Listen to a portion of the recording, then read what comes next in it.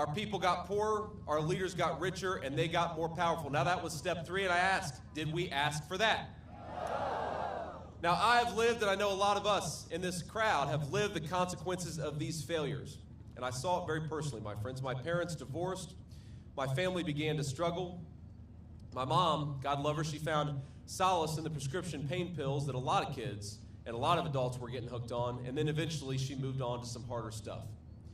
Now I will tell you that I thought I would lose my mom when I was a kid, and I prayed every single day that she would somehow find her way to a second chance. And I'm very proud, my friends, to tell you, not only did my mom find a second chance, but she's here with us today campaigning with me in the state of Michigan.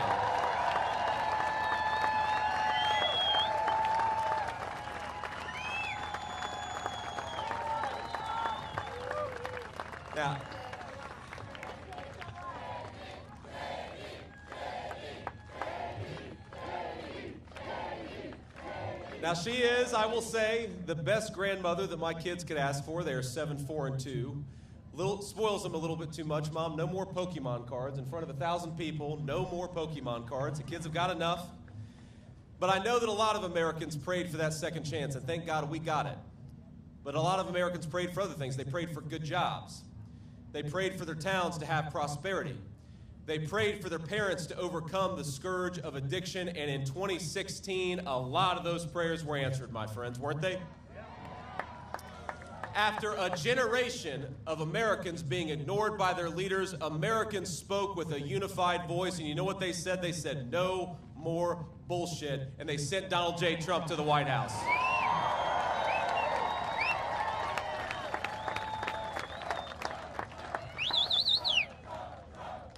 Now, the same people who screwed this country up for 30 years said President Donald Trump would fail. Remember that? And I remember I was myself, I didn't fully believe in the promises of Donald Trump. He persuaded me because he did such a good job. What happened next? Let's all remember. Gas was $2 a gallon. Housing was affordable for young and old alike. Wages were rising, and this word inflation, that's all people talk about now, it wasn't even an issue.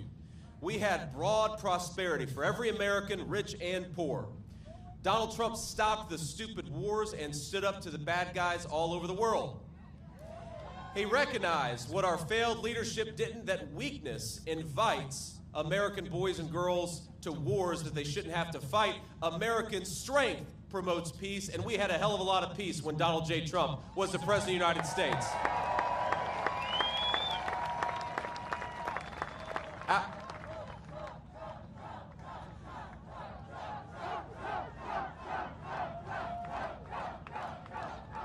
I gotta get whatever we fed these guys behind me. They're having a good time. Our border, my friends, our border was secure. Overdose deaths were coming down where they had gone up for 15 years. And a lot of people who struggled in my hometown had good jobs and good prosperity, and it happened all across the state of Michigan and Ohio. My mom, she got clean and she stayed clean. That was my personal victory that happened. And for every lie, remember, for every lie they told about Donald J. Trump, he just kept on plugging away at doing the American people's business. He did it so well, we had take-home pay rising faster than it had in 30 years. Our corrupt leadership, remember this, our corrupt leadership said, if you put tariffs on China, prices will go up. Instead, Donald Trump did exactly that. Manufacturing came back and prices went down for American citizens. They went up for the Chinese, but they went down for our people.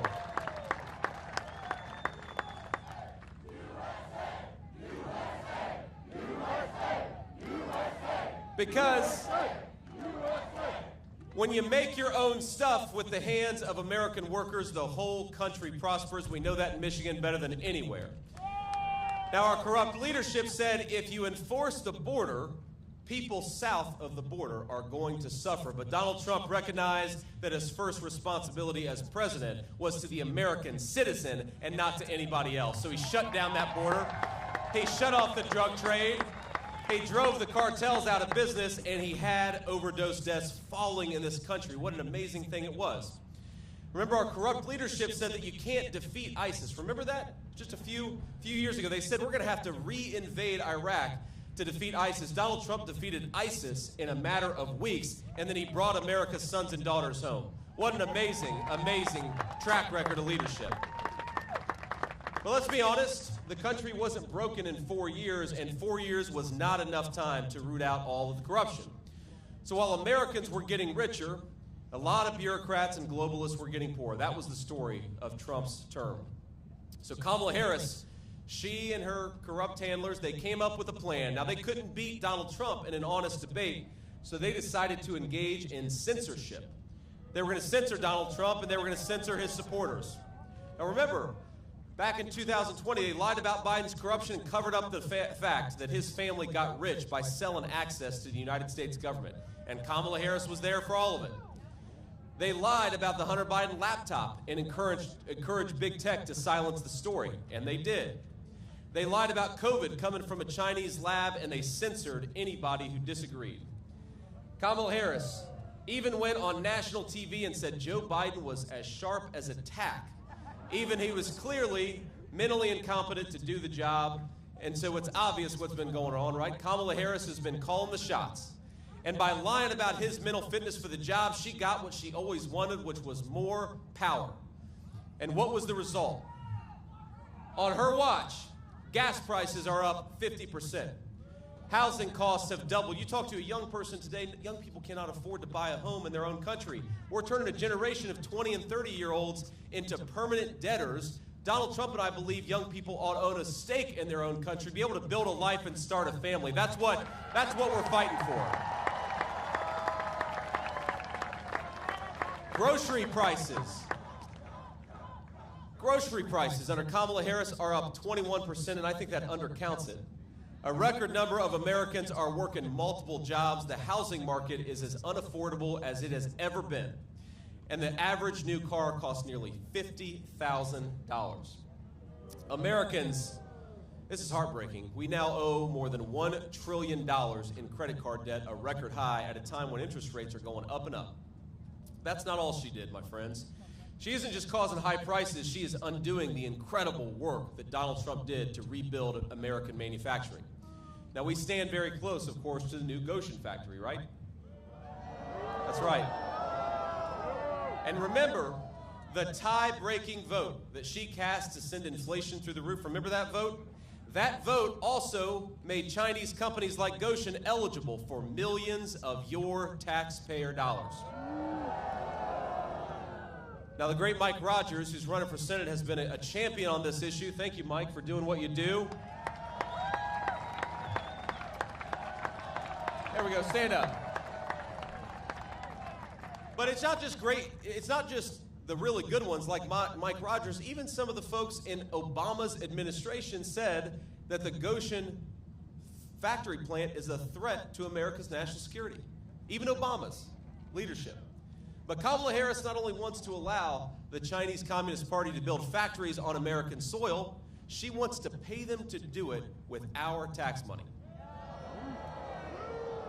Now, China has also, of course, stolen from Michigan car companies and unfairly subsidized its auto industry for years. That is the wreckage of what the Chinese have been doing.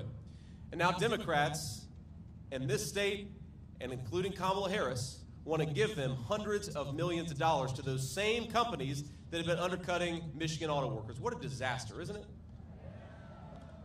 Now, I know, like I said, we've got some great leadership, like Mike Rogers, who are helping us in this fight. We've also got Chairman Pete Hoekstra, who will help turn Michigan red. Where's Pete at?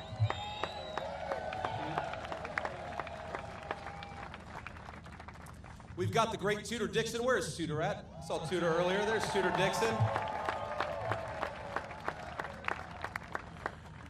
Now, they all know firsthand that Democrats are helping China destroy and replace our auto industry from the inside out, and we're going to stop it. The Democrats are helping China, and it's not just in Goshen, okay? They're doing a lot more beyond that. In fact, just a few weeks ago, you probably saw this, Stellantis announced that it would lay off nearly 2,500 proud Michigan auto workers, making the iconic Ram 1500 Classic. Now that is the record of Kamala Harris shipping American jobs to China and paying them to do it with your tax dollars. And what did she talk about at her convention speech? I just saw that. Did you see Kamala's convention speech? Well, that was smart of you for not seeing it, but I'm in this business. I have to. Now, Kamala Harris said, "When we fight, we win." This is one of her favorite taglines. And I don't know if you saw it, but then Tim Walz stood up and shouted, "And even when we don't fight." That's what Tim Walz said. Now, he lies about everything, of course. He calls me weird, but then he lies about how his kids were conceived. Who does that? That's just the weirdest thing I've ever seen.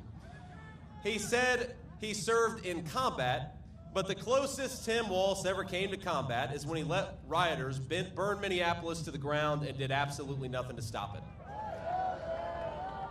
And I know we have got a lot of veterans out there. I served in the United States Marine Corps, and I did go to Iraq when my country asked me, and I'm proud of it.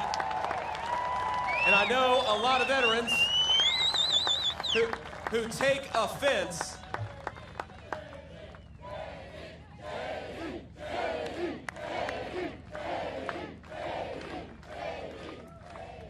but there are a lot of veterans from across our military who don't like it when other people lie about their service for military gain, and that's exactly what Tim Walz did. It is a slap in the face to all veterans, and it's not just from Tim Walz. Kamala Harris not only chooses to stand by this man, because in spite of his dishonesty, she actually chose him to become her vice president to begin with. Now, while we're on the subject of their convention, she said something else at her convention. She said, and I don't know if you paid attention here, she said there are going to be extremely serious consequences for voting for Donald Trump. Now, Kamala, I've got two responses to that. First of all, that is not a very presidential thing to say. Is she the vice president or the vice principal, warning about very serious consequences, whining at people for telling a joke instead of trying to persuade them that she deserves to be their president? I'm sick of people like that. But second, it's the substance, because the extremely serious consequences, Kamala, have come from your leadership as vice president of the United States. Americans can't afford groceries because of your leadership, Kamala. Young people can't afford homes because of the policies that you have enacted as vice president. Now, the only serious consequence in November that I'm worried about is giving Kamala Harris a disastrous promotion. Let's say to Kamala Harris, "You are fired. We are not sending you to the Oval Office."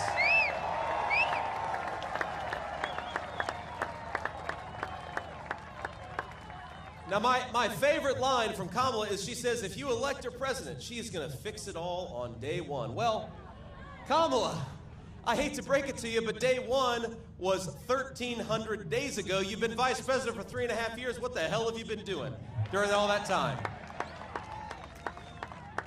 The message from this crowd and this state of Michigan is you had your chance, you failed, and we're not giving you a promotion. And Donald J. Trump is coming back to clean up your mess, Kamala Harris, and it's going to start right here in the state of Michigan.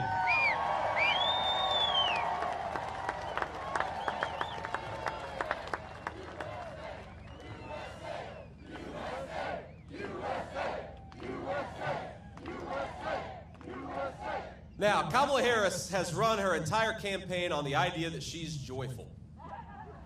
But ask yourself, are you better off than you were 4 years ago? The only person in America who could possibly answer yes to that question is probably Kamala Harris herself. She went from getting no votes for president and having to drop out to getting no votes for president and becoming the Democrat nominee, all without lifting a finger. No wonder Kamala's joyful. Now, never mind the fact that Americans can't afford groceries. Kamala got her promotion. Never mind that our fellow citizens can't afford their rent because Kamala, she's having fun. And never mind that Kamala Harris is on the cusp of running us into World War III. Kamala will laugh all the way to the bank while her donors get rich, and we know it's not going to be her family sacrificing to pick up the mess. But I got to tell you, as much as I am frustrated with Kamala Harris, I am so hopeful about the future of our country. We have the most beautiful country in the entire world, don't we? I've been flying around the country, I've been driving around the country, and you get a new perspective running to be the next vice president that I'm so grateful for. We've got natural resources all across this country that are the envy of the world, my friends. We just need better leadership. It is that simple. Better leadership, that's all we need to fix this country. So here's what we're going to do, and we'll offer a little contrast. Kamala Harris wants to open the border. On day one, Donald Trump is going to close the southern border, and his message to every illegal immigrant is pack your bags because you're going home.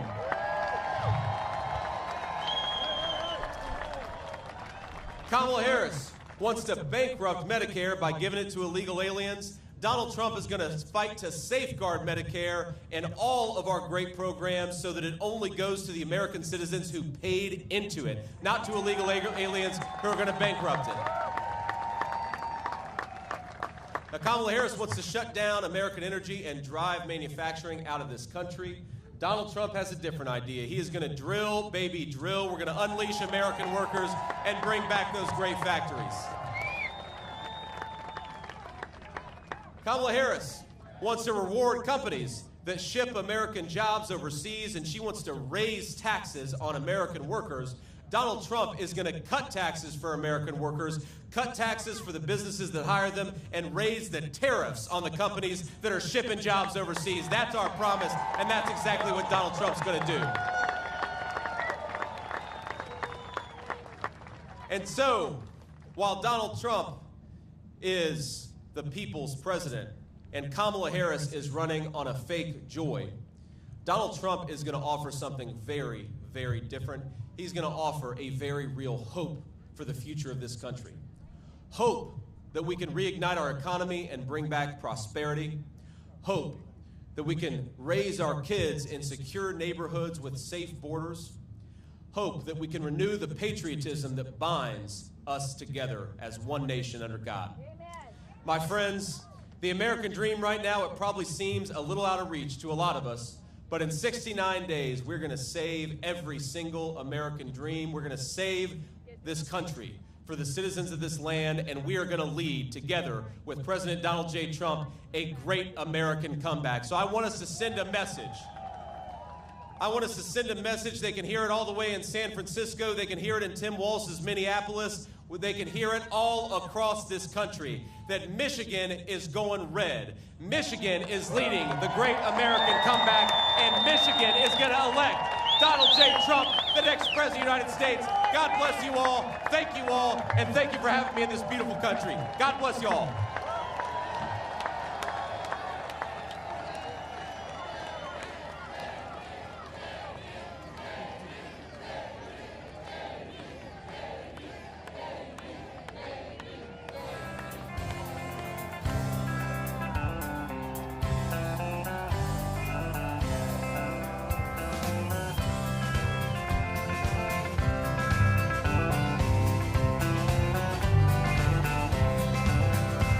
Why don't we liberate these United States? We're the ones who need it worst. Let the rest of the world help us for change, and let's rebuild America first. Our highways and bridges are falling apart. Who's blessed and who has been cursed? There's things to be done all over the world, but let's rebuild America first.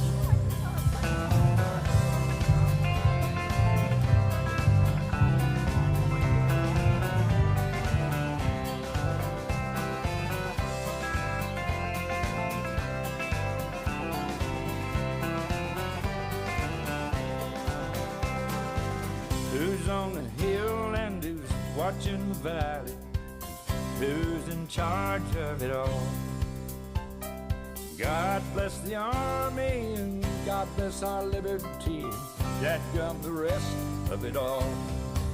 Him in position of backing away. Freedom is stuck in reverse. Let's get out of Iraq, get back on the track, and let's rebuild America first.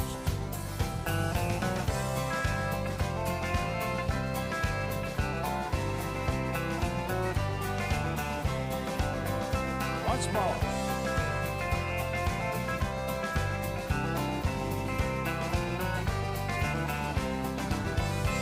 Why don't we liberate these United States? We're the ones who need it the most. You think I'm blowing smoke? Boys, it ain't no joke. I make 20 trips a year from coast to coast.